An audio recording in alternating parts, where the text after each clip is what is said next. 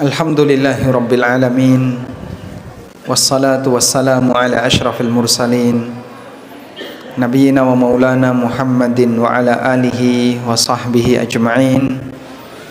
Wa ashhadu an la ilaha illallah wahdahu la syarika lah.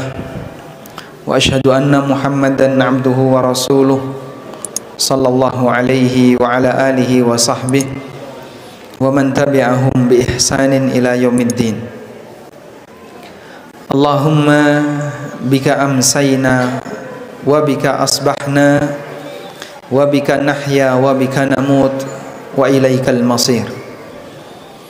Alhamdulillah, puji syukur kita haturkan kehadirat Allah Subhanahu wa taala di sore hari ini di Desa Tumang, Kecamatan Cepogo, Boyolali.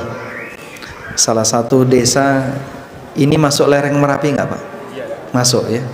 Jarak dengan puncak Merapi atau Merbabu? Merbabu. Dengan puncaknya jaraknya berapa kilo? Sekitar 15 kilo. Kita bisa belajar bareng, dan masya Allah di sini belajarnya ditaruh di luar masjid karena semeriwing lah ya. Lebih adem di luar daripada di dalam. Salat dan salam kita haturkan kepada junjungan kita Nabi Agung Muhammad sallallahu alaihi wasallam atas bimbingan yang diberikan oleh beliau kepada umatnya, sehingga kita bisa meniti jalan sunnah dan bagaimana bisa mendapatkan kebahagiaan kelak di yaumil akhir. Ini temanya mempersiapkan diri menuju kehidupan yang kedua. Kehidupan yang kedua itu di mana, Pak? Di akhirat. Jadi yang benar itu kita hidup dulu atau mati dulu? Mati dulu. Berarti mati kemudian hidup. Sekarang kita ini hidup atau mati? Hidup. Kemudian nanti mati. Terus hidup lagi. Jadinya hidup dulu atau mati dulu? Mati dulu. Hidup dulu atau mati dulu? Urutan yang benar itu mati dulu atau hidup dulu? Yang benar mati dulu. Allah Subhanahu wa taala berfirman dalam Al-Qur'an, "Amattana thnataini wa ahyaitana thnataini." Allah mematikan kita dua kali dan menghidupkan kita dua kali. Sehingga mati dulu baru hidup. Kematian dua kali itu kapan, Pak? Kematian dua kali, yang pertama adalah kematian ketika kita belum hadir di muka bumi. Sehingga pada waktu arwah itu belum ditiupkan ke dalam janin yang berada di rahim para ibu, maka kondisi kita seperti makhluk mati, nggak bisa bergerak, tidak bisa beraktivitas. Lalu Allah Subhanahu wa taala tiupkan janin, sehingga Allah tiupkan ruh ke dalam janin sehingga kita bisa hidup. Hidup itu berlanjut sampai saat ini. Kemudian nanti Allah Subhanahu wa taala akan wafatkan kita pada kematian ketika di dunia. Itulah kematian yang kedua. Kematian ketika arwah dicabut oleh Allah dari jasad. Lalu kemudian Allah Subhanahu wa taala mengembalikan kita seperti sedia kala sehingga kita hidup yang kedua. Maka jadinya urutannya mati, hidup, mati, hidup. Itu kondisi kita. Sehingga Allah nyatakan dalam Al-Qur'an, "Amattana thnataini wa ahyaitana thnataini." Allah mematikan kita dua kali dan Allah menghidupkan kita dua kali. Namun ada beberapa orang, Pak, yang nggak percaya kalau nanti akan ada kehidupan yang kedua. Dia nggak percaya, sehingga dalam bayangan dia, masa sih tulang yang sudah jadi tanah bisa kembali utuh seperti sedia kala? Dalam logika mereka mustahil. Akhirnya mereka menolak, tidak mungkin manusia yang sudah jadi tanah, sudah jadi debu, bisa kembali utuh seperti semula. Dan di antara yang punya pemahaman semacam ini siapa, Pak? Orang-orang musyrikin Quraisy, musuh-musuh Rasulullah sallallahu alaihi wasallam. Sampai mereka itu bersumpah, wa aqsamu billahi jahda aymanihim la yab'atsullahu man yamut. Mereka bersumpah dengan sumpah yang sesungguhnya, Allah enggak bakalan menghidupkan orang yang sudah mati. Sebagian di antara mereka datang kepada Nabi sallallahu alaihi wasallam sambil membawa tulang belulang orang yang sudah mati, ditaruh di hadapan Rasulullah sallallahu alaihi wasallam. Lalu mereka mengatakan, "May yuhyil 'idhama wa hiya ramim?" Siapa yang akan menghidupkan tulang-tulang seperti ini ketika tulang ini sudah jadi tanah, sudah hancur? Apa mungkin itu bisa dihidupkan kembali? Apalagi masyarakat Arab yang hidup di gurun, mereka itu melihat ada binatang pemakan manusia, pemakan bangkai, seperti burung elang, kemudian hyena. Itu adalah binatang-binatang yang mereka saksikan. Dan terkadang ada orang yang mati di gurun lalu dimakan elang, dimakan binatang, kemudian jadi kotoran, kotoran jadi tanah, terhambur di mana-mana. Itu gimana cara Allah menyatukan kembali unsurnya? Mereka lupa kalau Allah ala kulli syai'in qadir. Allah maha kuasa atas segala sesuatu. Sehingga zat yang pertama kali menciptakan tanpa contoh mampu untuk mengembalikan hambanya yang sudah jadi tanah seperti semula. Tapi orang musyrikin nggak percaya. Gimana ini kok bisa kembali lagi hidup padahal sudah jadi tanah, bahkan ada dimakan binatang, dipakai rebutan elang-elang yang ada di padang pasir. Yang ini dapat bagian jantungnya, yang ini dapat bagian dagingnya, yang ini dapat bagian ginjalnya, isi perutnya diedel-edel, semuanya dimakan binatang. Terus binatang itu pergi ke berbagai tempat dan tidak menyatu, jadi kotoran di banyak tempat. Bagaimana mungkin itu bisa bersatu? Maka Allah Subhanahu wa taala katakan di lanjutan ayat, ketika mereka menyatakan may yuhyil 'idhama wa hiya ramim, siapakah yang akan menghidupkan tulang ini ketika tulang ini jadi tanah? Apa jawab Allah? Di lanjutan ayat gimana Pak bunyinya? Qul yuhyihal ladzi ansha'aha awwala marrah. Katakan ya Muhammad, yang akan menghidupkan tulang ini adalah ansha'aha awwala marrah, alladzi ansha'aha awwala marrah, zat yang pertama kali menciptakannya. Sebagaimana dia kuasa untuk menciptakan hamba berupa Adam tanpa contoh sebelumnya, Allah juga kuasa untuk menghidupkan kembali manusia yang sebelumnya pernah hidup di muka bumi.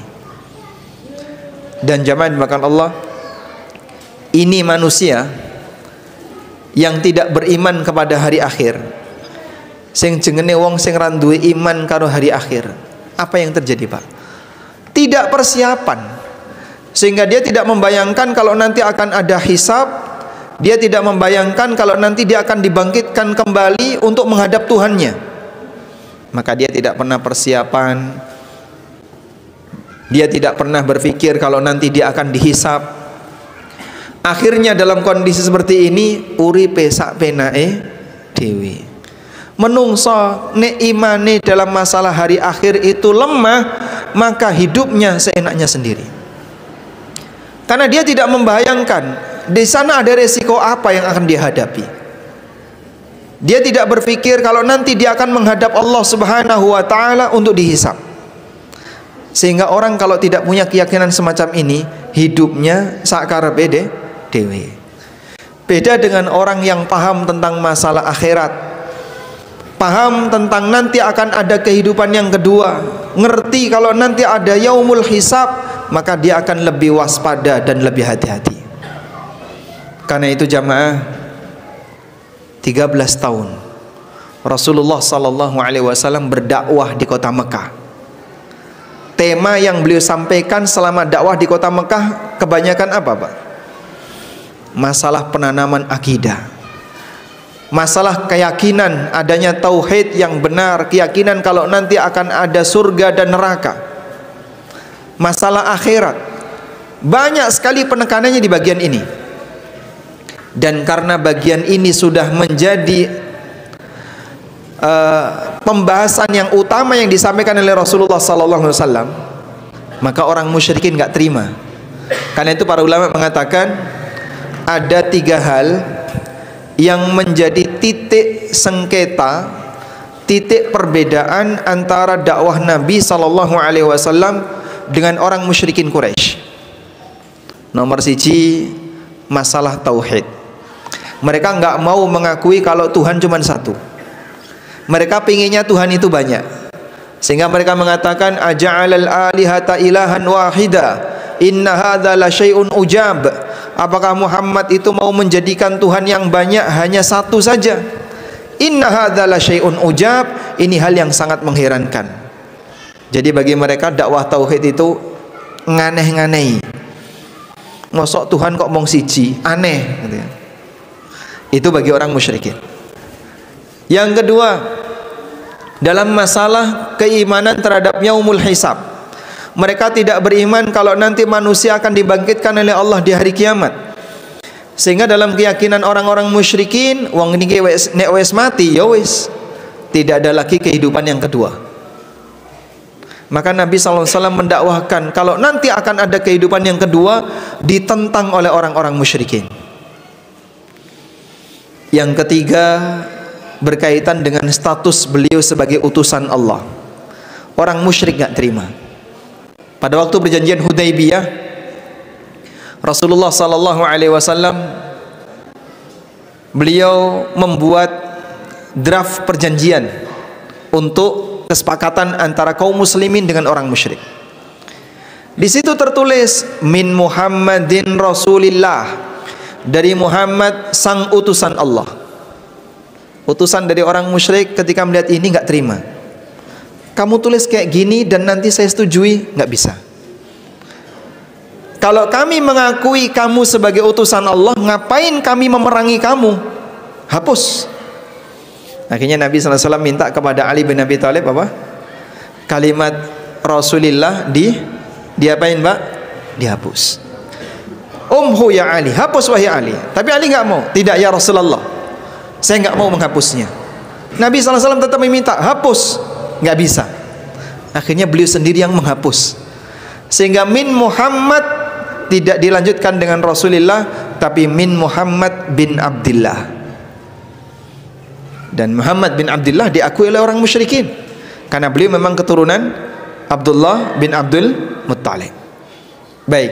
Sehingga mereka tidak mau mengakui beliau sebagai utusan Allah Subhanahu wa taala. Ada 3 titik sengketa inilah yang menyebabkan Rasulullah sallallahu alaihi wasallam dimusuhi. Beliau sallallahu alaihi wasallam tidak diterima karena beliau mengajarkan 3 prinsip yang berbeda dengan apa yang dimiliki oleh orang musyrikin. Tuhan cuma satu. Yang kedua dalam masalah nanti akan ada hari kebangkitan, dan yang ketiga status beliau sebagai utusan Allah Subhanahu wa taala. Baik, Nabi SAW dakwahkan ini kepada masyarakatnya selama 13 tahun, sehingga terlahirlah generasi para sahabat yang mereka punya akidah yang kuat. Karena kuatnya akidah itu, mereka siap dengan aturan apapun yang Allah turunkan. Coba kita lihat pengakuan yang disampaikan oleh Aisyah radhiyallahu anha. Aisyah pernah menyampaikan kalimat sebagai berikut. Beliau mengatakan, inna awwala ma nuzila ilan nabi sallallahu alaihi wasallam al-mufassalat. Sesungguhnya surat yang awal-awal turun kepada Rasulullah sallallahu alaihi wasallam adalah surat Al-Mufassal. Surat Al-Mufassal niku surat napa, Pak? Ada enggak, Pak, surat Al-Mufassal? Coba dibuka mushafnya. Surat Mufassal ada enggak? Ada. Surat Mufassal nomor pinten? Coba cari di mushaf. Surat Mufassal ada? Enggak ada. Enggak ada ya? Ada enggak surat yang namanya Mufassal? Yakin? Yakin? Memang enggak ada. Terus kenapa Aisyah mengatakan sesungguhnya surat yang awal-awal turun adalah surat Al-Mufassal? Mufassal itu nama kelompok surat. Jadi ada beberapa surat yang diberi nama satu kelompok, yaitu kelompok mufassal. Sebab isi Al-Quran itu ada 4 kelompok. Isi Al-Quran ada 4 kelompok. Napa mawon Pak niku Pak? Jenengan saged ngapalno nggih niki. Sab'un tiwal, al-mi'in, al-mathani, al-mufassal. Ada 4 kelompok. Sab'un tiwal, al-mi'in, al-mathani, al-mufassal. Surat mufassal itu bagian akhir. Apa yang dimaksud dengan surat mufassal? Surat mufassal adalah surat yang ayatnya pendek-pendek. Kelompok surat al-mufassal itu dimulai dari surat Qaf sampai pucuke Quran. Pucuke Quran itu surat apa? An-Nas.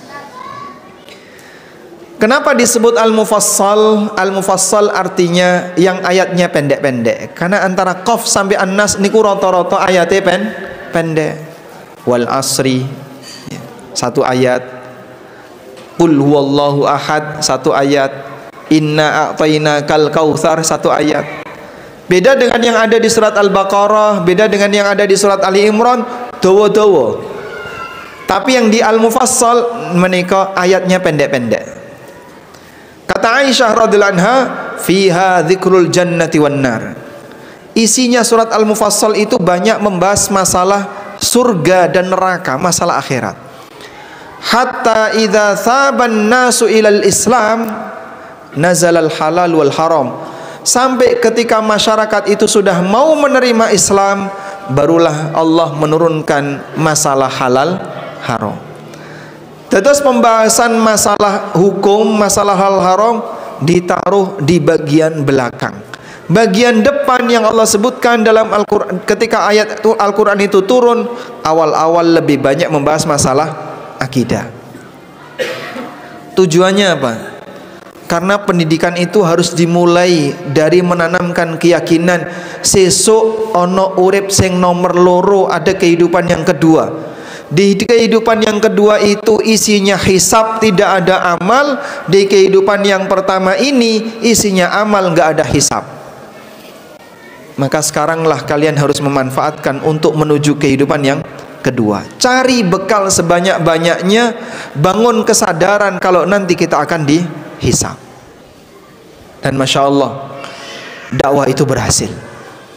Sehingga dengan turunnya surat Al-Mufassal yang di situ banyak membahas tentang surga dan neraka, penanaman tentang masalah akidah, maka kaum muslimin di kalangan para sahabat menjadi manusia yang demikian kuat perjuangannya dalam Islam. Sehingga apapun yang Allah turunkan kepada mereka, selalu mereka katakan sami'na wa ata'na. Kami dengar dan kami taat ya Allah. Tidak ada di antara mereka yang ngeyel. Engkau ya Allah, tak pikir-pikir dulu. Tidak ada.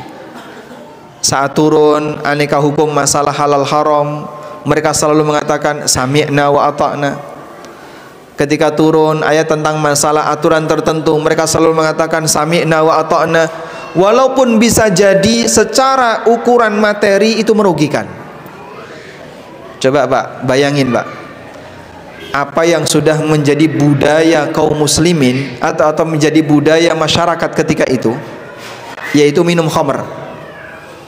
Minum khamr itu Masya Allah, bagi masyarakat Arab itu pilihan minuman yang ketiga. Jadi minuman di tempat mereka itu ada 3 ya. 1 khamr, 2 susu, 3 air putih. Makanya Nabi SAW ketika beliau Isra Mi'raj, Jibril datang membawa beliau dengan 2 gelas. 1 gelas isinya khamr, 1 gelas isinya susu. Nabi SAW milih yang mana? Beliau milih yang susu. Kemudian beliau mengatakan, Jibril mengatakan, laqad ikhtartal fitrah. Kamu telah memilih sesuatu yang sesuai fitrah. Kenapa yang disuguhkan kok segelas khamr dan susu? Karena itulah makanan umum yang ada di bangsa Arab. Selain air putih, hidangan mereka untuk minuman sehari-hari adalah kalau enggak khamr, susu. Hampir di semua rumah ada itu. Baik. Pada posisi ketika mereka biasa minum khamr, tiba-tiba dilarang oleh Allah Subhanahu wa taala. Akhirnya khamr itu dibuang ke jalan-jalan, sampai diceritakan oleh Anas bin Malik, jalanan Madinah becek dengan khamr. Gimana gambaran jalan yang becek dengan khamr? Pak, udan niku nek mong saithik. Jadinya gimana, Pak? Langsung terserap sempurna ke dalam tanah. Sampai becek enggak, Pak? Enggak. Itu kalau hujannya sedikit. Kapan sebuah hujan menyebabkan tanah kita jadi becek? Ketika hujannya banyak. Itulah kira-kira ukuran khamr yang dibuang oleh penduduk Madinah. Sampai jalanan Madinah becek, berarti sing dibuang kathah, Pak. Banyak yang dibuang.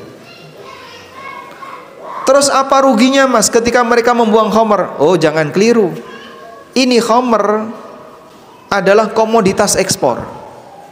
Nek coro tumang, khamr itu seperti kerajinan tembaga, Pak. Sumber pendapatan salah satunya yang mereka miliki adalah khamr. Bisa diekspor keluar, dikirim ke Syam, dikirim ke Yaman, sehingga mereka bisa mendapatkan uang dari situ. Namun Masya Allah, begitu khamr ini diharamkan, semuanya mereka buang, mereka tinggalkan, sampai jalanan Madinah jadi becek. Itu contoh bagaimana ketaatan para sahabat terhadap aturan Allah, karena mereka punya prinsip apa? Sami'na wa ata'na, kami dengar dan kami taat. Dari mana prinsip itu berangkat? Karena kesadaran bahwa hidup ini tidak sekali, akan ada kehidupan yang kedua. Dalam kehidupan yang kedua itu isinya hisab dan tidak ada amal.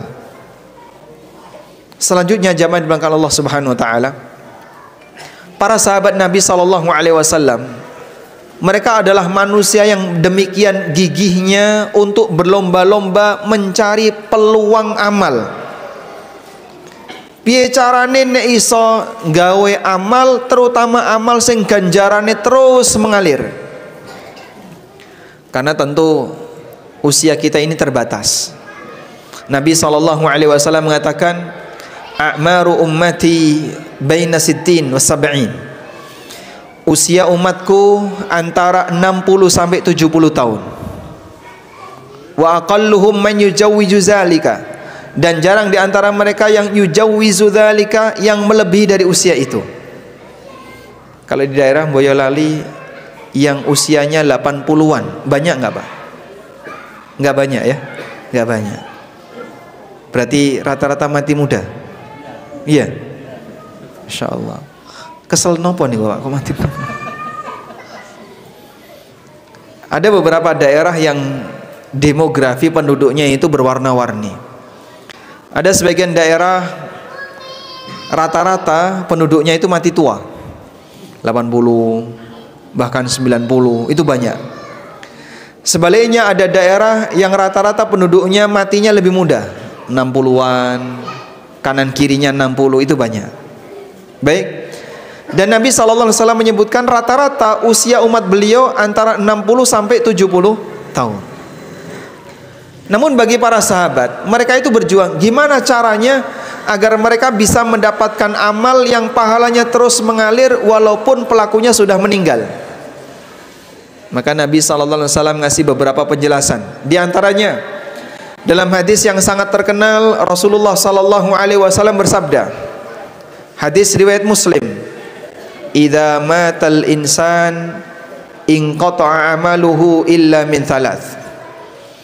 Nalikane menungso niku mati, mongko sedaya amale bakal putus kejaba 3 amal. Sebutkan, Pak, apa saja, Pak? 1, illa min sadaqatin jariyah. Nomor 2, au ilmun yuntafa'u bihi. Nomor 3, anak soleh yad'u lahu, yang mendoakannya. Baik. Ada 3 jenis amal yang kata Nabi SAW pahalanya akan terus mengalir walaupun yang bersangkutan sudah meninggal dunia.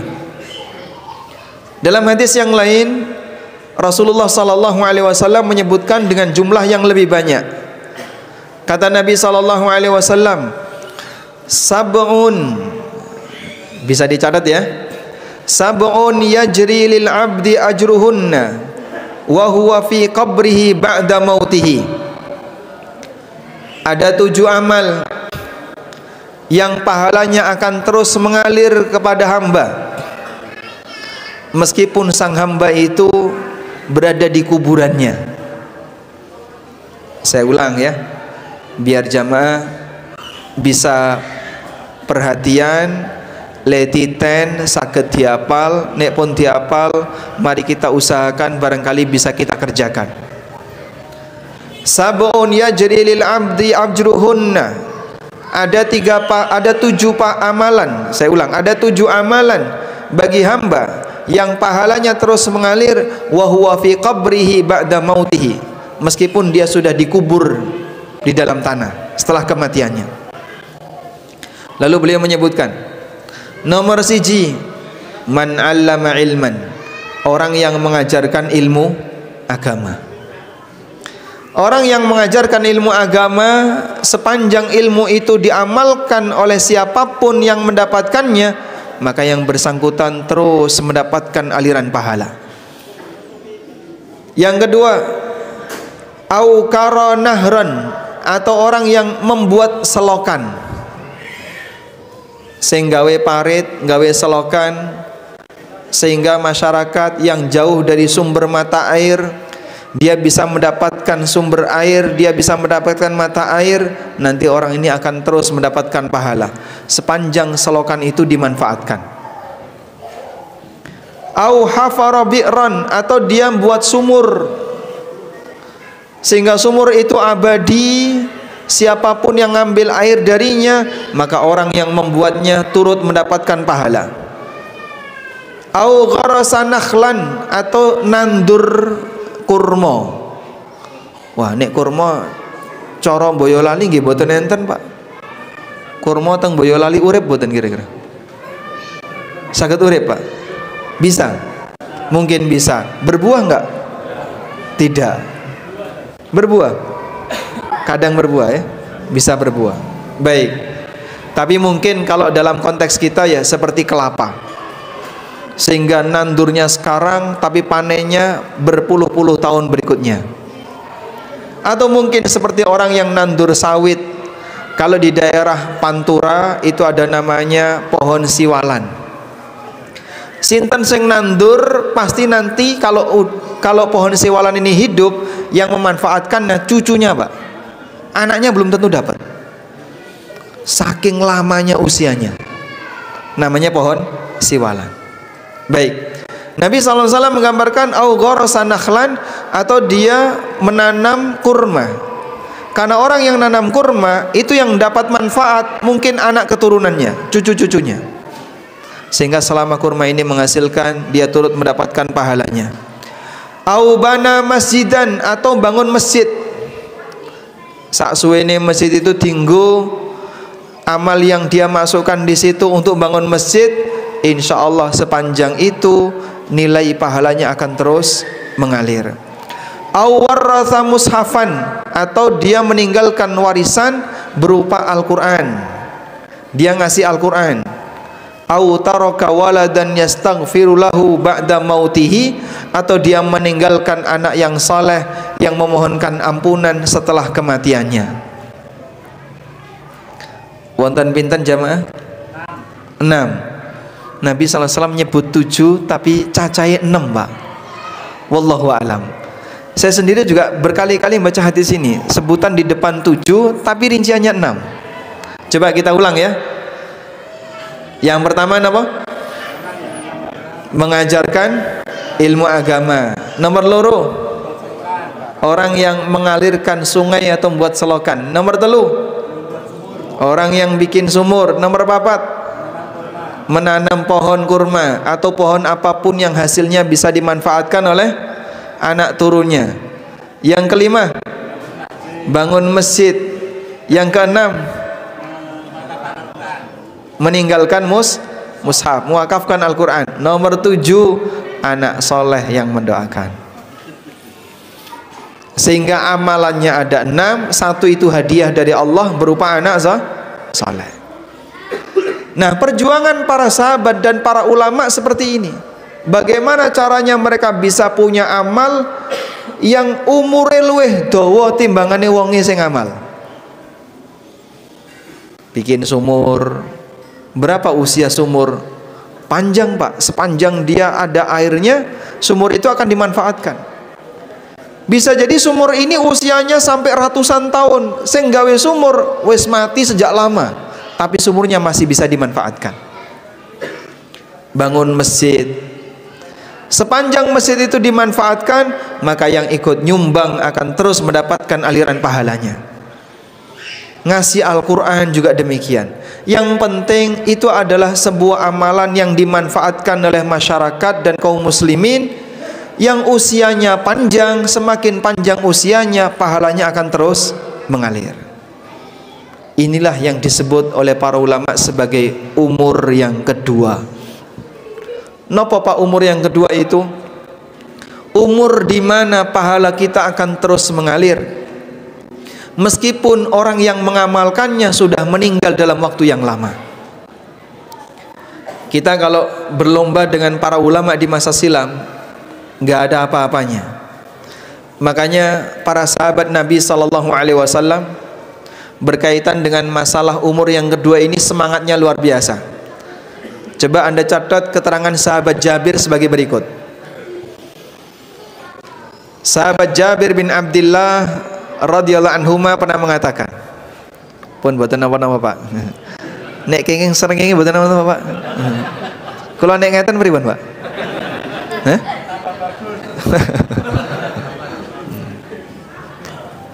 Baik.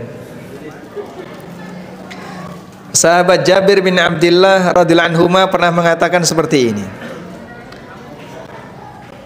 Buatan apa-apa Pak? Mau ditutupi? Ada yang bisa nutupi matahari? Wah, nggak bisa ya. Masya Allah. Baik, biarkan saja. Rasulullah sallallahu alaihi sahabat Jabir bin Abdullah mengatakan, "Ma min ashabin Nabi sallallahu alaihi wasallam dzu maqdiratin illa waqafa."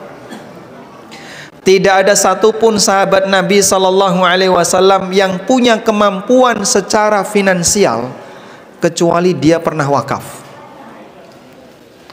Dados sedaya sahabat niku nggak ada amal wakaf.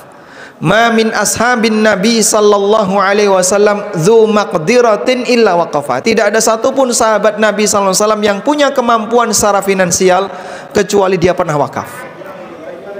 Itu contoh semangatnya para sahabat di masa silam berkaitan dengan amal yang bisa diabadikan. Kenapa Pak kok mereka itu melakukan wakaf? Para ulama menjelaskan karena hanya wakaf inilah yang menjadi sedekah jariyah. Wakaf itulah makna dari sedekah jariyah. Sehingga Nabi SAW yang mengajarkan amal hamba semuanya terputus kecuali 3, salah satunya sedekah jariyah. Makna sedekah jariyah menikah adalah wakaf. Monggo para sahabat Rasulullah SAW menjadi manusia setiap kali ada peluang wakaf langsung diambil selama mereka punya kemampuan. Imam dalam masalah wakaf niku sinten Pak? Pemimpin dalam masalah wakaf sinten? Nabi Muhammad sallallahu alaihi wasallam. Piyambake wakaf yang dipakai Masjid Nabawi, sehingga rumah-rumah beliau di sekitar Masjid Nabawi, tanah yang beliau miliki semuanya untuk kaum muslimin, karena Nabi sallallahu alaihi wasallam tidak meninggalkan warisan. Semuanya untuk kaum muslimin. Demikian pula para sahabat Rasulullah sallallahu alaihi wasallam, mereka adalah orang-orang yang demikian rajin dalam berwakaf. Umar bin Khattab radhiyallahu anhu pernah wakaf. Demikian pula Utsman. Sampai sekarang di Madinah itu ada hotel tulisannya Funduk Waqfi Utsman, hotel wakaf Utsman. Pernah ketemu Pak? Itu nggak jauh dari Masjid Nabawi, meskipun hotel itu agak ke pinggir, dekat dengan jalan highway yang berada di depan, jarak sekian ya dari Masjid Nabawi, pintu utama ada hotel namanya Hotel Wakaf Utsman. Kemarin saya sempat memfoto itu hotelnya. Sampai wakaf Utsman ada di zaman kita, kok bisa Pak? Ada yang bilang itu ada rekening di Saudi, rekening itu atas nama Utsman. Lalu diinformasikan kepada masyarakat, siapa yang mau nyumbang atas nama Utsman silahkan store ke rekening ini.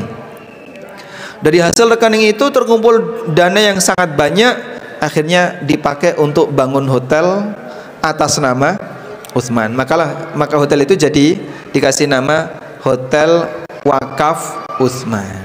Masya Allah. Pripun, Pak? Ada masalah di belakang? Ya, sedang diusahakan tutupnya ya. Masya Allah. Napa kula ngaleh, Pak? Pripun? Berdiri muter. Kalau saya duduk di bawah pripun? Oh, jenengan nggih kenging, Pak. Masya Allah. Gantian, jenengan tengah iki kula tengah riko. Oh, ngoten. Sementara ngene. Oh, nggih. Pripun? Jadi saya pinjam ini. Nyun sewu, nggih. Nah, nek ngeten rada skeca sementara.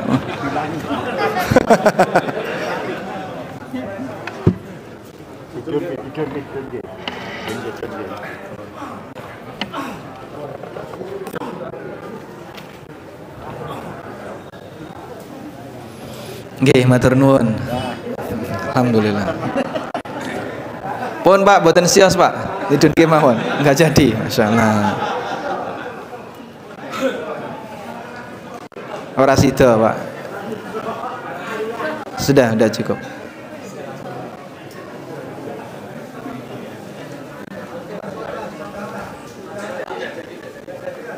Enggak jadi, baik. Bebayani, Pak. Bahaya nanti. Baik. Mandap mawon. Ya, alhamdulillah. Baik. Yang penting jenengan kademen ngoten mawon ya. Panasan mboten?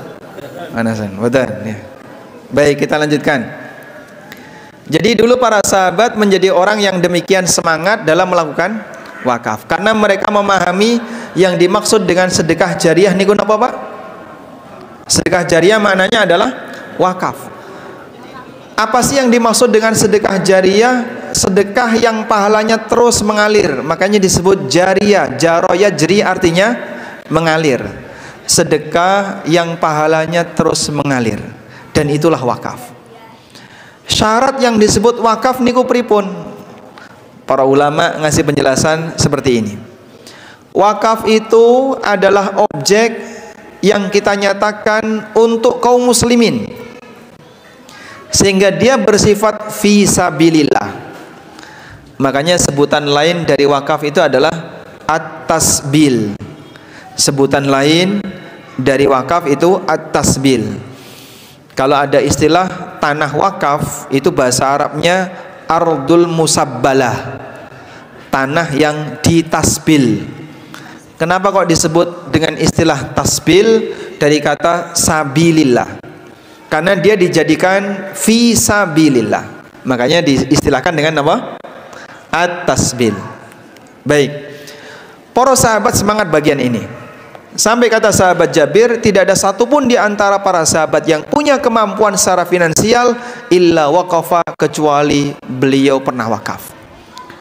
Karena mereka ingin mengabadikan amalnya. Bagaimana mereka bisa punya amal yang usianya lebih panjang dibandingkan orang yang melakukannya? Itulah yang seharusnya jadi cita-cita kita.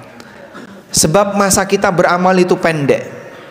Hanya 60 tahun kita diberi usia oleh Allah, 70 tahun diberi usia oleh Allah. Dan di usia yang hanya sekian puluh tahun itu masih banyak bolongnya nggak dipakai ngibadah. Sampean sakit ngitung, Pak. Umur yang dikasih oleh Allah selama misalnya 60 tahun. Untuk tidur berapa tahun? Nggih? Jenengan turu pinten tahun, Pak? Nek dihitung tidur itu 8 jam per hari, berarti kan sudah sepertiga sendiri. Karena satu hari pinten?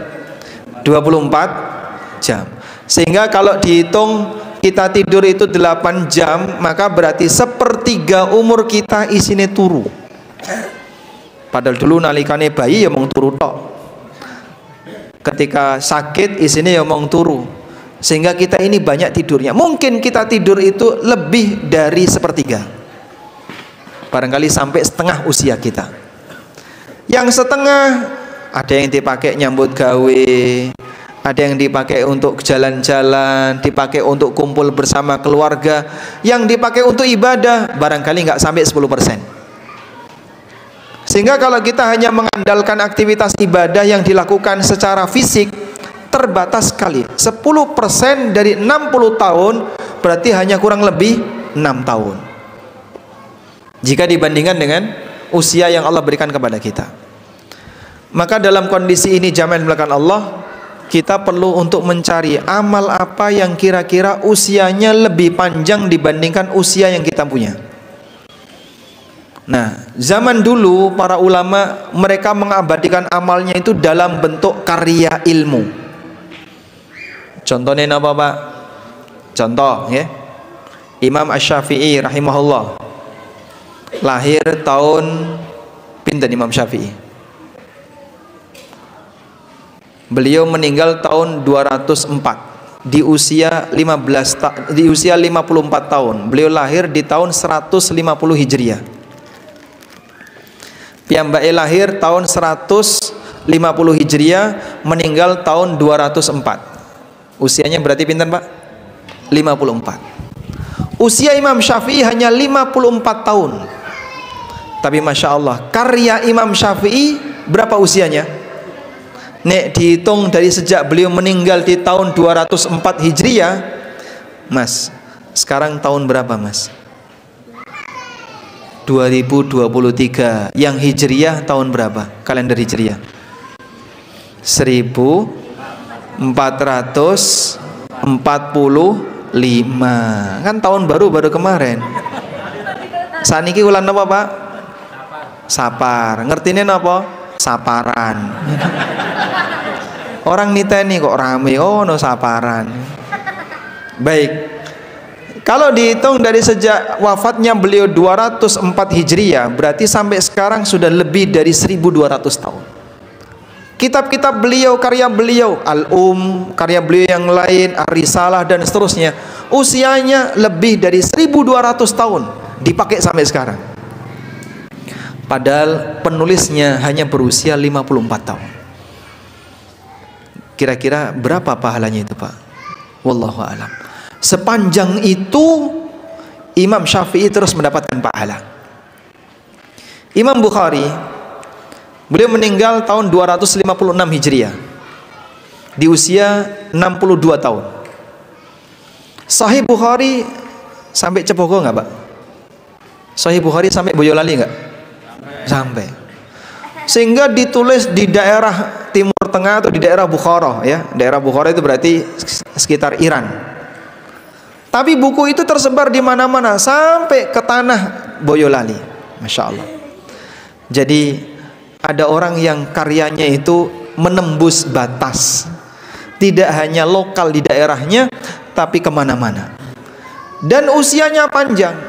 Sahih Bukhari nek dihitung dari mulai tahun 256 Hijriah, berarti usia Sahih Bukhari berapa lama? Lebih dari 1150. Masya Allah. Itulah manusia-manusia yang karyanya lebih panjang, jauh lebih panjang, sampai menembus waktu ribuan tahun dibandingkan dengan orang yang menulisnya. Pak, kalau kita disuruh seperti mereka kok kayaknya mustahil. Gawe karya apa Pak? Nulis siji wae ra iso. Arab ngomong masalah agama gak ngerti, sehingga kita kalau diminta untuk nyaingi para ulama gak bakalan bisa berhasil. Baik, tapi Islam tidak membatasi bagian itu. Ada nggak Pak kira-kira amalan yang bisa lebih abadi, yang bertahan lebih lama walaupun kita sudah meninggal dunia? Nabi SAW ngasih beberapa pilihan. Makanya kita seharusnya berpikir begini, nek raiso sing nomor siji, golei sing nomor loro, raiso nomor loro, golei sing nomor telu. Cari peluang mana yang kira-kira bisa kita gunakan untuk beramal, mencari amal yang abadi. Dari situlah kita berharap ketika kita sudah meninggal dunia, jasad sudah terkubur, namun pahala terus mengalir. Itulah hakikat umur yang kedua. Nah, mulai sekarang seperti itu sudah harus direncanakan. Kira-kira sesuk aku nek mati, amal apa ya sing iso dawa umure? Aku tak melu bangun masjid. Mas, ning masjid pun enten sumure dereng Mas. Wis ana mah tak bor singkas iso Mas. Saya pengen wakaf sumur. Jadi biar masjid ini punya 2 sumur. Ditompo kalau takmir buat sumur. Nomor 3 datang lagi pengen buat sumur. Akhirnya masjid itu penuh dengan sumur. Ya jangan seperti itu Pak. Anda cari yang lain. Kalau emang ini sudah ada, ambil bagian yang lain yang belum ada. Sing paling abadi itu adalah tanah. Karena tanah itu nggak mungkin dibongkar. Mungkin nggak Pak tanah dikeruk pindah neng Solo? Tidak mungkin. Sehingga siapa yang wakaf tanah, dia nggak bakalan mengalami perubahan. Tapi kalau wakaf bangunan, begitu bangunan itu dibongkar, berarti masa amalnya sudah selesai. Selanjutnya yang bersangkutan silahkan wakaf lagi untuk melanjutkan masa amal yang lebih panjang.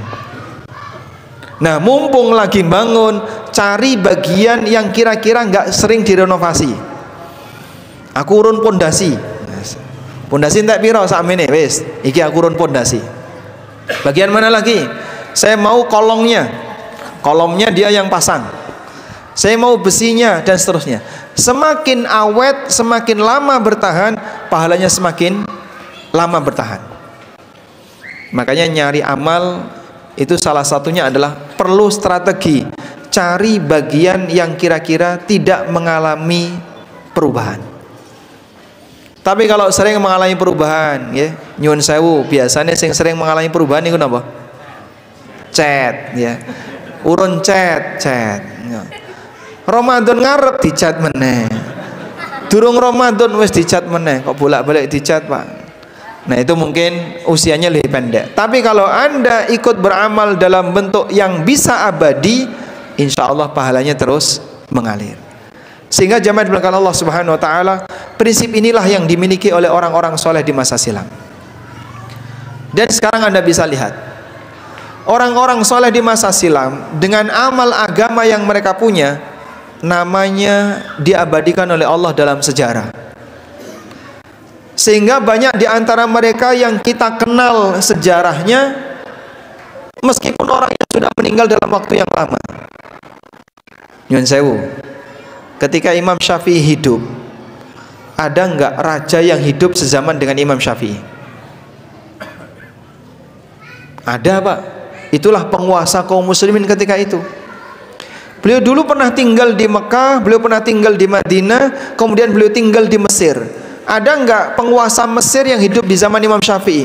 Ada, Pak. Nah, dulu waktu Imam Syafi'i masih hidup, beliau Imam Syafi'i dan penguasa Mesir ini podo-podo terkenal, ya, Pak. Imam Syafi'i terkenal, penguasa Mesir ini juga terkenal. Saat Mesir ngerti kabeh, oh Mesir ini gubernurnya jengene ini. Begitu keduanya meninggal dunia, nama Imam Syafi'i bertahan sampai sekarang. Semua orang muslim mengenalnya. Nama gubernur Mesir waktu itu hilang, tidak ada namanya. Padahal dulu waktu mereka sama-sama hidup, keduanya sama-sama terkenal. Nalikane Imam Ahmad masih hidup, beliau hidup di zaman raja tertentu atau penguasa tertentu yang menjadi gubernur di daerah itu. Begitu mereka meninggal dunia, nama Imam Ahmad harum sampai sekarang. Sementara nama gubernur ini hilang, tidak ada kesan. Hal yang sama juga dialami oleh para ulama generasi ke generasi berikutnya. Mereka yang mepet dengan agama diabadikan oleh Allah Subhanahu wa taala sejarahnya. Baik. Ada Kiai Haji Ahmad Dahlan. Beliau berdakwah di Jogja dan sekitarnya. Pada waktu beliau hidup, siapa nama penguasa Jogja? Hamengkubuwono. Hamengkubuwono berapa? Wallahu a'lam. Nama aslinya siapa? Wallahu a'lam. Begitu mereka meninggal, yang satu namanya tetap bertahan, yang satu hilang ditelan sejarah. Padahal dulu waktu mereka sama-sama hidup, keduanya sama-sama terkenal. Karya ada, ini pemimpin, mereka membuat misalnya bangunan, mendirikan ini, buat jalan dan seterusnya. Pemimpin memakmurkan bumi, itu pemimpin dalam bentuk fisik. Pemimpin memakmurkan bumi dalam bentuk fisik, buat ini, buat ini. Itu pekerjaan pemimpin dari dulu sampai sekarang. Terus kalau pekerjaan ulama apa Pak? Memakmurkan batin hamba dengan iman, sehingga mereka mengajar tentang Islam yang benar, hukum-hukum Allah Subhanahu wa taala. Dua-duanya berkarya, tapi yang satu bertahan tidak dimakan usia, dan yang satu hilang tanpa bekas. Sehingga dulu di sini pernah ada Pak istana, tapi istana itu sudah hilang. Dulu di sini pernah dibangun jalan itu sekarang sudah berubah. Sehingga jamaah, amal yang tidak mepet dengan agama biasanya hilang lebih cepat. Nah, dari sinilah kita bisa memahami hamba Allah yang berada di fisabilillah, maka sejarahnya diabadikan oleh Allah. Dan sejarah itu menyangkut nama baik orangnya, menyangkut amal dan pekerjaannya, budi pekertinya, akhlaknya ditiru oleh masyarakat dari satu generasi ke generasi berikutnya.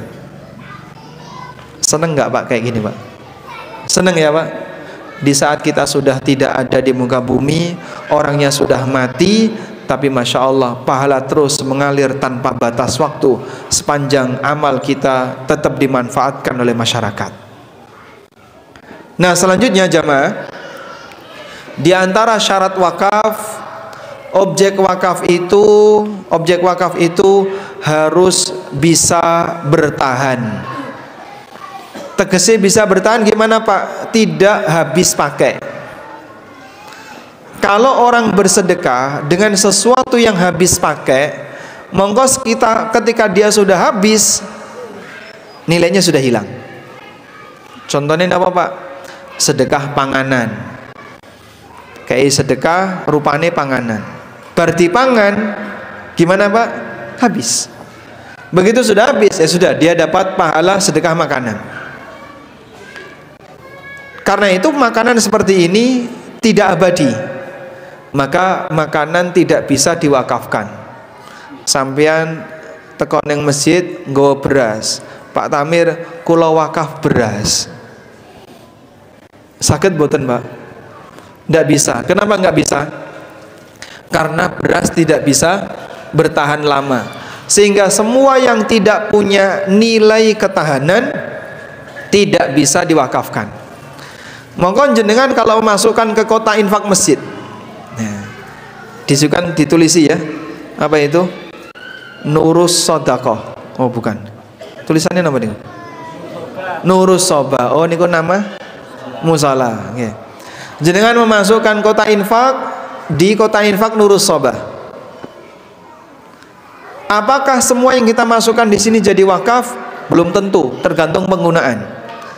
Kalau takmir menggunakan infak itu untuk operasional yang sifatnya habis pakai, misalnya kanggo bayar listrik, biaya air, untuk operasional masjid dan seterusnya, makanya seperti ini tidak jadi wakaf. Kenapa?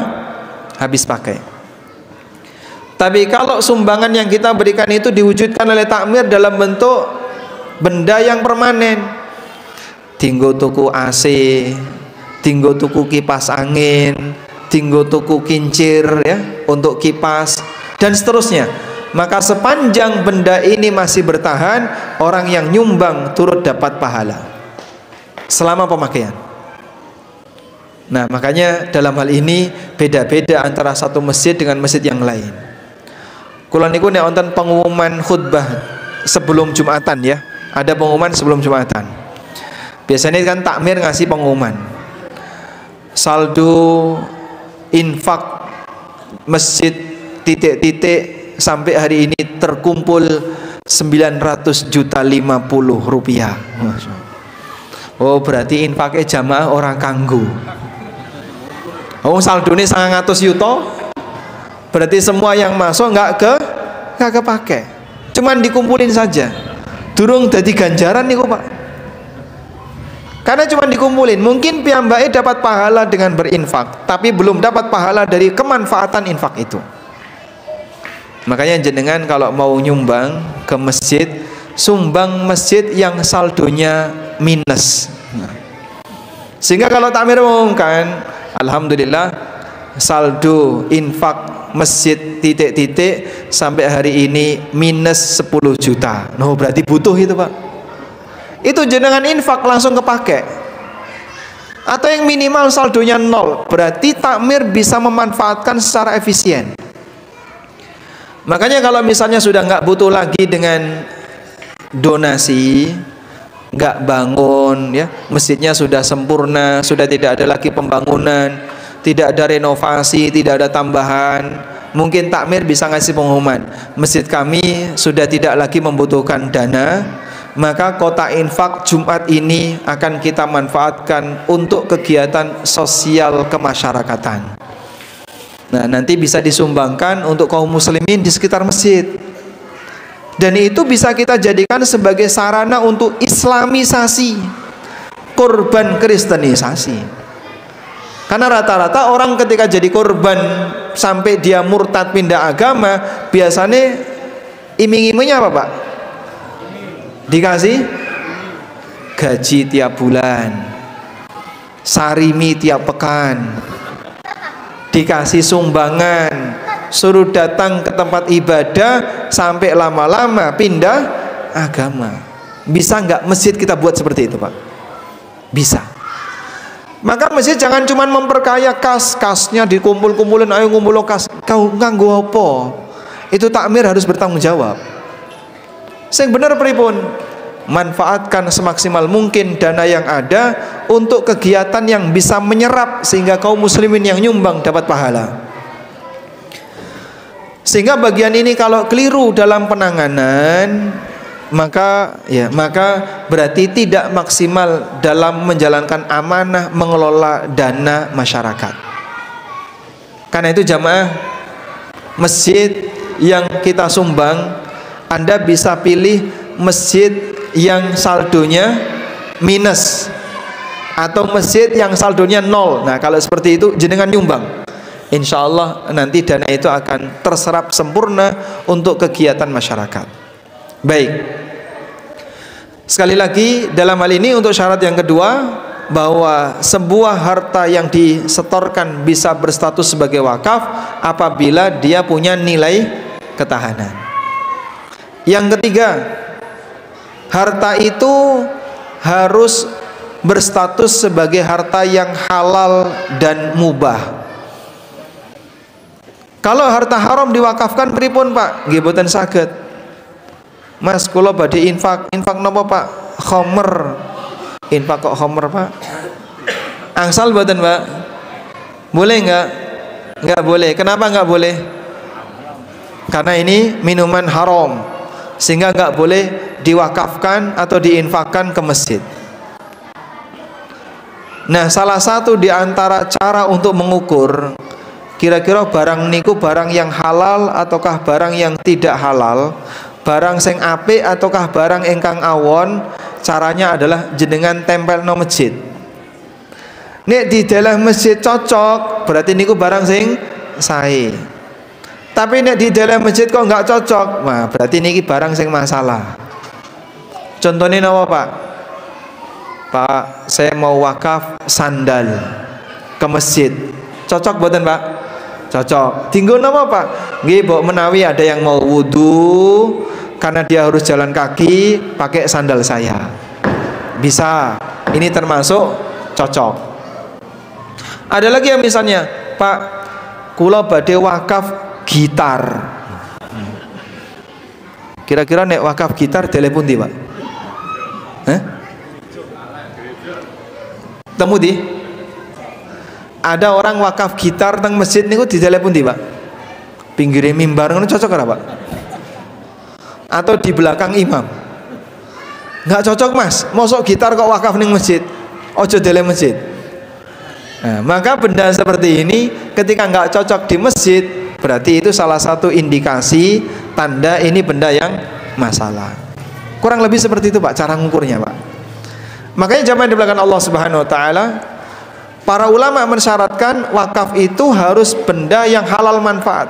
Kalau barangnya tidak punya nilai yang halal, nggak boleh. Pak nyun sewu, kula niki nggak ada duit haram. Nek duit haram angsal boten Pak, kula damel nyumbang masjid.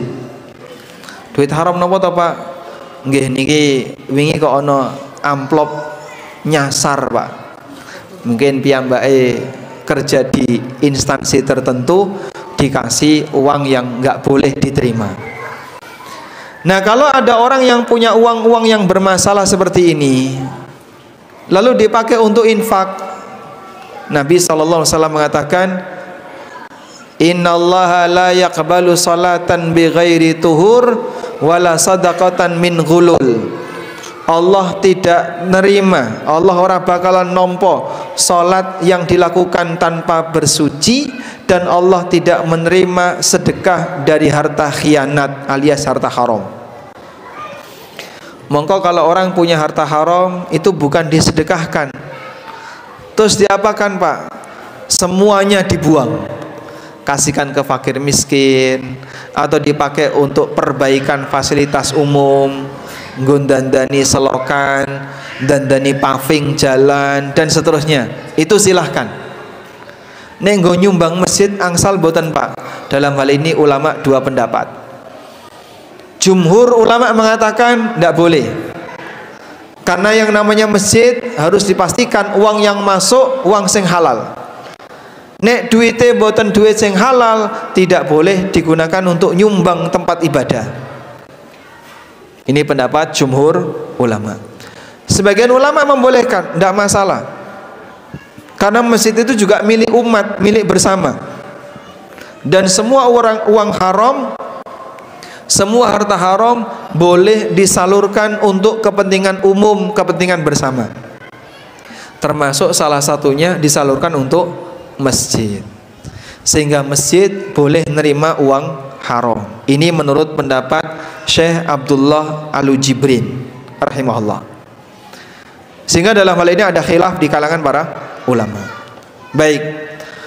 Terus yang benar gimana? Kalau jenengan sepakat dengan pendapat yang disampaikan oleh Syekh Abdullah Al-Jibrin, maka infak ke masjid dalam bentuk uang haram, baik bentuknya untuk pembangunan, baik bentuknya untuk operasional atau bentuknya untuk operasional, dua-duanya diperbolehkan. Kalau pakai pendapat yang kedua, wallahu a'lam.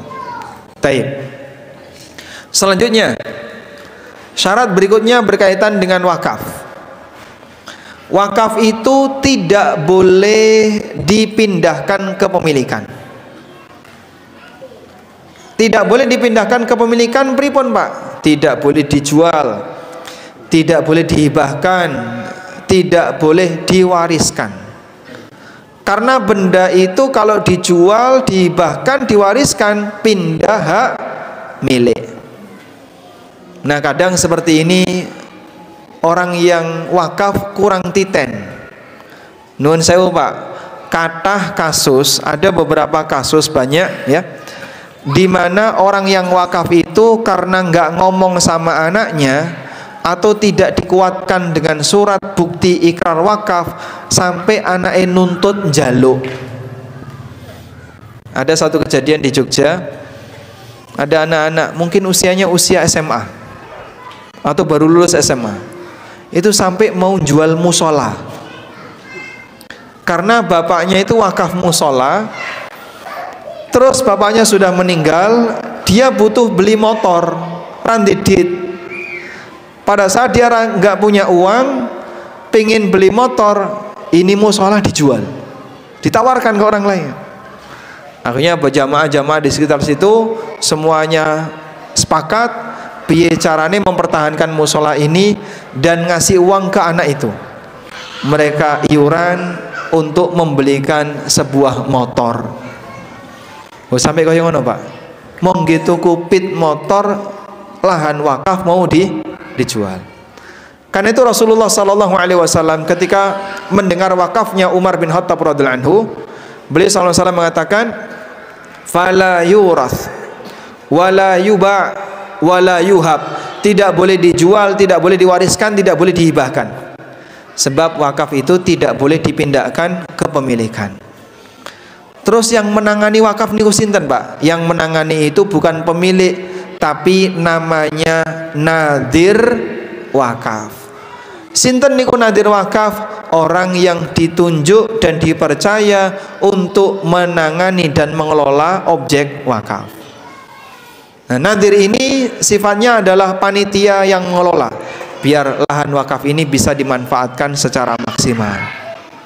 Nah, besok insya Allah akan ada, atau sekarang sudah dimulai ya, pembangunan masjid mana Pak?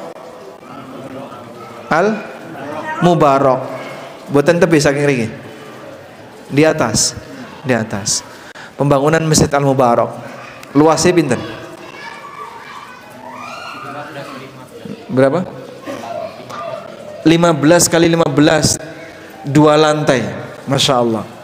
Habis dana berapa itu? 1,7. Insya Allah swadaya masyarakat Cepogo sisa-sisa nih Pak. Sakat angsal 3M itu kalau sini. Insya Allah ya. Baik. Asal dikasih satu perusahaan apa? Logam satu aja insya Allah cukup nih. Ini perusahaan saya wakafkan untuk masjid. Takdol kabeh insya Allah cukup ya. Baik.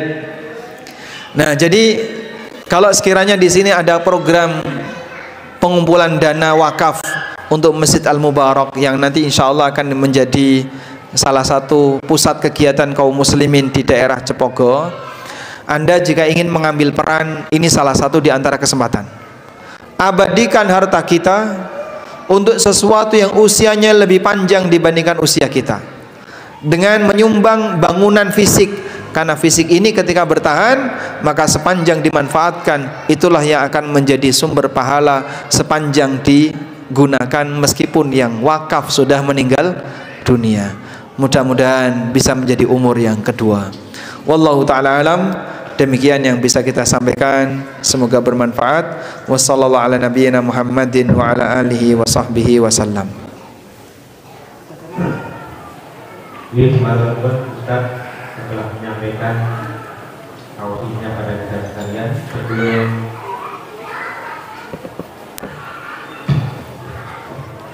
baik, ini masih ada waktu sampai setengah jam ke depan ya, insya Allah, atau sekitar 20 menit ke depan lah, sampai nanti jam 17:30. Monggo yang mau bertanya, secara langsung yang terkait dengan tema atau di luar tema, itu boleh, monggo dipersilahkan, monggo. Ada ya?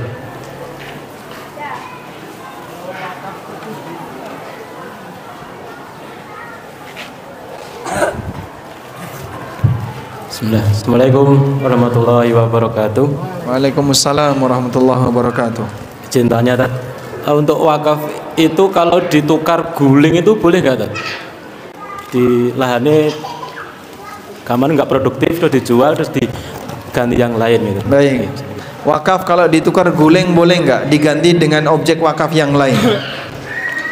Kalau ada lahan wakaf yang tidak produktif atau tidak bisa dimanfaatkan, apakah boleh ditukar untuk menjadi objek wakaf yang lain?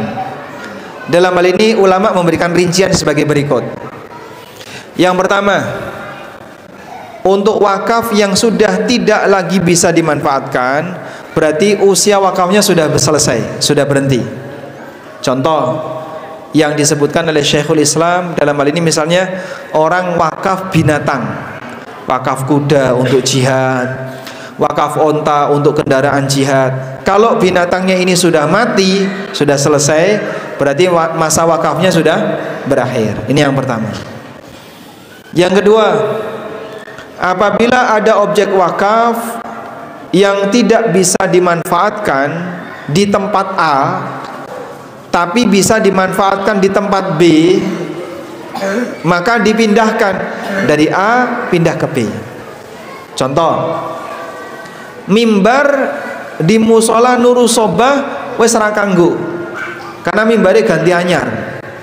Maka mimbar lama bertahan, tapi ora dinggo. Ya cuman malah berada di gudang, kadang nggak terawat.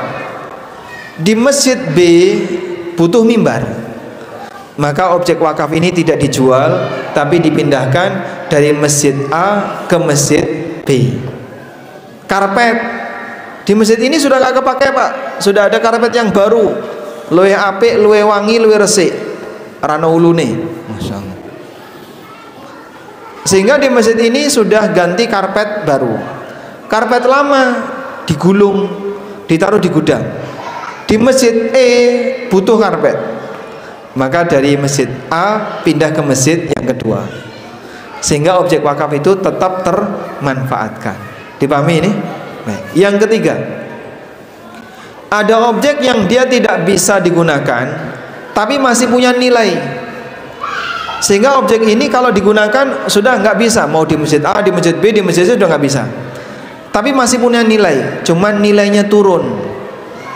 Contohnya apa? Barang rosok, misal ya, kipas angin bekas, kemudian pompa air bekas, terus apa meleh? Barang-barang yang bisa dijual. Sudah, masjid ini sudah nggak bisa memanfaatkan, pindah ke masjid sebelah. Mas wis rusak kok dipindah. Tapi bisa nggak punya nilai ini Pak? Bisa. Nek didol rosok saged nih Pak. Maka hasilnya yang barang-barang tadi dikumpulin, dijual dengan harga rosok. Harga rosok lebih murah. Nilainya nanti dipakai untuk dukung beli yang baru. Misalnya harga baru berapa? 500.000. Ini dapat duit berapa? 50.000 ditambahkan. Sehingga agar tetap bertahan manfaatnya. Udah? Ini yang keberapa? 3. Yang keempat, barang ini sudah nggak bisa lagi dimanfaatkan, tapi bisa dialihkan. Maka yang keempat ini dijual untuk dialihkan ke tempat yang lain. Contohnya tanah. Pak, di sini mau dibangun masjid, wargane nolak Pak. Sedaya gak setuju sehingga bangun masjid di sini tidak boleh. Tapi wes kadung wakaf tanah di situ. Terus pripun? Maka yang bisa dilakukan adalah wakaf tanah itu dijual, lalu dipakai untuk beli tanah yang baru, sehingga dari tanah yang baru itu bisa digunakan untuk kegiatan sebagaimana diinginkan. Dipahami insyaallah? Baik, ini rincian yang disampaikan oleh Syekhul Islam Ibnu Taimiyah. Wallahu a'lam. Nggih. Monggo yang lain boleh nulis ya untuk pertanyaan langsung ke Ustaz. Monggo.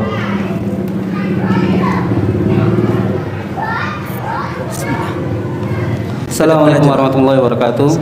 Waalaikumsalam warahmatullahi wabarakatuh. Izin bertanya di luar tema Ustadz. Saya pindah ke Cepogo ini kan bulan Desember tahun lalu. Sebelumnya saya mencari kontrakan gitu ya. Saya minta tolong ke teman untuk carikan kontrakan.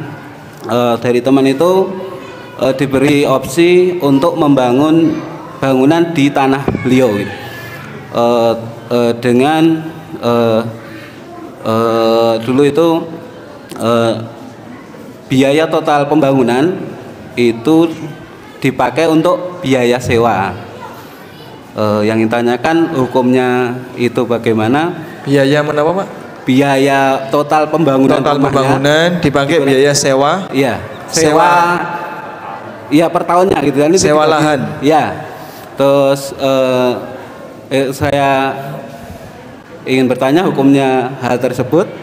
Kemudian ini jenengan sewa lahan untuk dibangun rumah gitu. Iya. Baik, berapa lama sewa lahannya? Karena ini biayanya kan rumah sudah jadi dan sudah saya tempati sampai sekarang.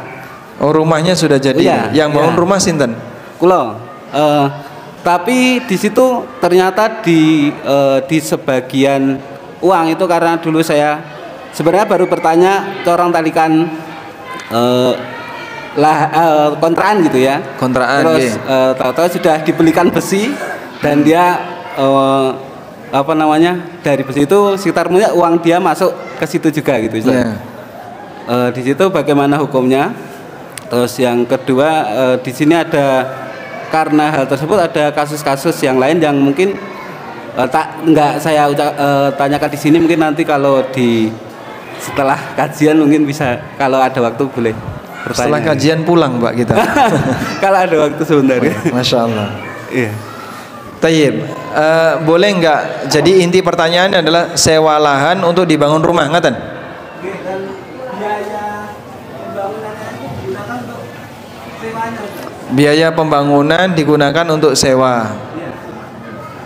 Biaya pembangunan rumahnya digunakan untuk sewa. Ya, maksudnya biaya pembangunan siapa? Rumah jenengan? Hah? Uangnya saya kasih. Oh gitu. Uang itu dibagi total sewanya dan kita belum sepakat habis itu. Saya belum mudeng. Oh baik. Jenengan sewa lahan, bayarnya pakai nyun sewu dibaleni mulai. Agak sedikit membingungkan ini. Begini Ustaz, awalnya itu saya kan memang itu teman lama gitu. Saya minta tolong dicarikan kontrakan. Tolong carikan kontrakan. Ya. Terus Dia menawarkan bagaimana kalau tanah saya dibangun saja, gitu. nanti biaya pembangunannya digunakan untuk biaya sewa. Sebagai sewa rumah. Iya. Berapa lama? Karena dulu kita yaitu masalah yang khusus tadi, jadi enggak ini karena harus ada waktunya. Berapa lama jenengan nyewa lahan ini? Pokoknya total dulu itu saya bilang seperti ini, carikan kontrakan 66 juta. Mungkin dia 66 juta setahun enggak apa-apa lah rumah gitu. Jadi dia mungkin bisa berarti setahun 6 juta gitu. Berarti total biaya itu ya hampir 100 lebih gitu ya Ustaz. Jadi baik. Enggak, pertanyaan saya berapa lama jenengan bisa menempati lahan itu? Sebenarnya untuk berapa lamanya belum ada. Baik. Belum ada. Okay. Kalau seperti ini goror jadinya Pak. Harus ada waktunya. Karena ini namanya akad BOT ya. Akadnya namanya akad BOT. Build, Operate, and Transfer. Jenengan bangun rumah dan bangunan rumah ini dipakai untuk bayar sewa lahan. Nah itu harus ada nilai dari rumah plus masa sewa lahan. Kalau belum disebutkan berapa lama, ya gampang kok kari-kari aja. Nah kayak segini jadinya goror dari sisi waktu. Karena kan sewa lahan itu ada harganya. Nek nyewa 5 tahun dengan nyewa 10 tahun nilainya sama atau beda? Beda. Sehingga kan ukurannya jelas.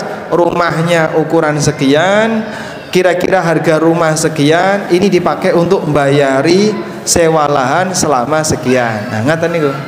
Maka jenengan minta perjelas kepada pemilik lahan, ini saya boleh tinggal di sini berapa lama? Harus ada kesepakatan. Dari pemilik lahan mintanya sampai biayanya itu habis Ustaz. Sampai biaya apa? Biaya saya bangun rumahnya itu habis. Sampai biaya bangun rumah itu. Nah itu harus ada angkanya. Kalau nggak ada angkanya goror. Kita beda persepsi gini Ustaz. Karena saya memahami itu saya sewa tanah. Iya. Sedangkan yang punya ini memahami ini sewa rumah. Jadi biayanya berbeda. Oh gitu. Baik. Makanya disatukan dulu persepsinya. Ini yang benar sewa lahan ataukah sewa rumah? Ngeten nggih? Ya. Baik, kita lanjutkan ke penanya berikutnya. Silakan. Nah. Di depan, Pak, di depan. Bapak yang mau bertanya. Ada kan? Assalamualaikum warahmatullahi wabarakatuh. Waalaikumsalam warahmatullahi wabarakatuh. Ya Ustaz, saya mau bertanya tentang kasus saya ini Ustaz. Ada seseorang yang mewakafkan sepeda motor di suatu yayasan. Kemudian di yayasan itu sepeda tersebut tidak dipakai lagi. Terus sama yayasan sepeda itu dijual. Begitu dijual, terus uangnya nggak ada yang nggak dibelikan lagi. Terus sama yayasan itu nyuruh saya untuk muter uang itu Ustaz, ini untuk berdagang. Nah, dagang itu kemudian bagi hasil. Lah bagaimana kasus yang seperti ini? Apakah boleh saya mengambil bagian dari perdagangan dari hasil jual sepeda motor yang diwakafkan tersebut Ustaz? Demikian. Assalamualaikum warahmatullahi wabarakatuh. Waalaikumsalam warahmatullahi wabarakatuh. Baik, kita coba lihat rincian yang tadi disebutkan ya. Kalau ada orang yang wakaf sesuatu, lalu barang itu sudah tidak bisa lagi dimanfaatkan, motornya masih bisa dimanfaatkan nggak? Sebenarnya masih, tapi kenapa dijual padahal bisa dimanfaatkan? Tidak tahu Ustaz. Tidak tahu. Begitu dijual, Ketua yayasannya ada di sini nggak? Makanya kau nonton rekamannya nggak Pak? Ya, pada asalnya yang namanya objek wakaf tidak boleh dijual. Sampai tadi Pak, nggak fungsi, nggak bisa digunakan, atau nggak bisa dialihkan ke tempat yang lain.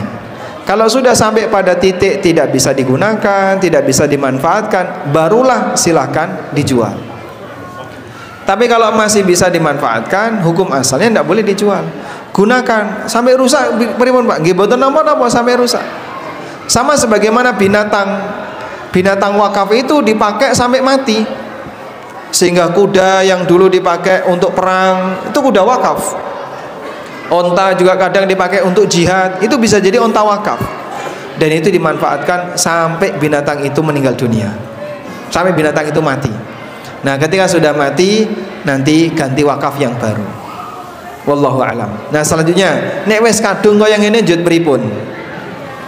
Kalau sudah terlanjur seperti ini, maka kami sarankan dana yang disumbangkan, bukan disumbangkan ya, diinvestasikan ke Bapak tidak boleh berkurang, harus utuh.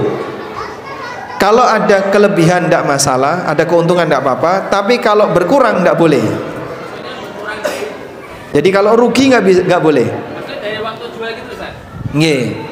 Jenengan nompo pinten? Dulu itu 2.700.000. 2.700.000.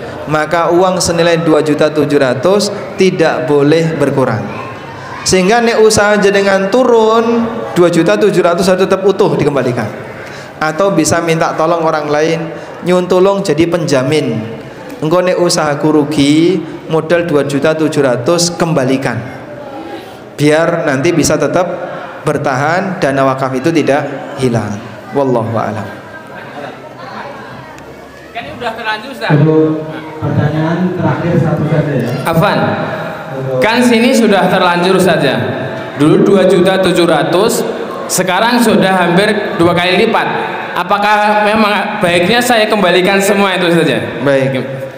Dana wakaf yang diinvestasikan boleh ada bagi hasil, sehingga Bapak yang mengelola berhak dapat hasil. Nanti sesuai kesepakatan, misalnya 50-50, berarti kalau sudah berkembang 2 kali lipat, alhamdulillah, kembalikan 2.700.000 plus badinya sesuai kesepakatan. Nah, Ya, ini dalam pertanyaan terakhir apa karena waktu ya. Bismillah, Assalamualaikum warahmatullahi wabarakatuh. Waalaikumsalam warahmatullahi wabarakatuh. Ana bertanya sedikit Ustaz. Jadi Ana kan ngelola pondok pesantren. Alhamdulillah santri udah ada 100 lebih. Nah kebetulan terkadang itu ada teman yang memberikan infak itu dari teman pelaku riba, kemudian teman yang menjalankan bisnis haram begitu ya.